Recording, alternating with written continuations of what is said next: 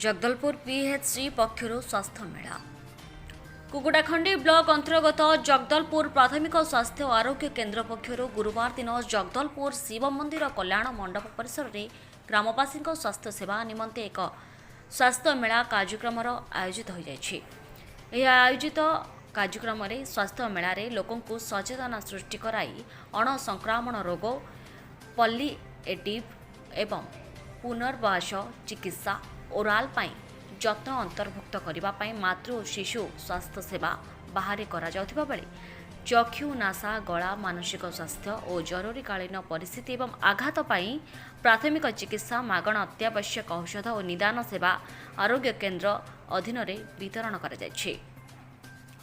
स्वास्थ्य मेल विभिन्न अंचल आसिथिबा चक्षु मधुमेह उच्च रक्तचाप रोगी मानक चिकित्सा करा जायथिला। आयोजित यह मेल जगदलपुर प्राथमिक स्वास्थ्य केन्द्र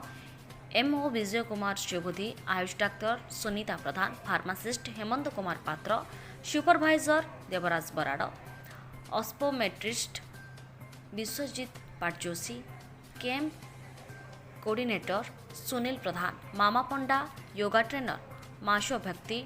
असिस्टेंट संतोष कुमार पाढ़ी अंगनवाड़ी कर्मी रेणुगंगा साहू रोजी सेठी बी लिजा पात्र आशाकर्मी सविता पात्र रश्मिता सेठी मिनती सेठी मंजू सेठी भारती दास प्रमुख उपस्थित रही ଏହି କାର୍ଯ୍ୟକ୍ରମରେ ସହଯୋଗ କରିଥିଲେ।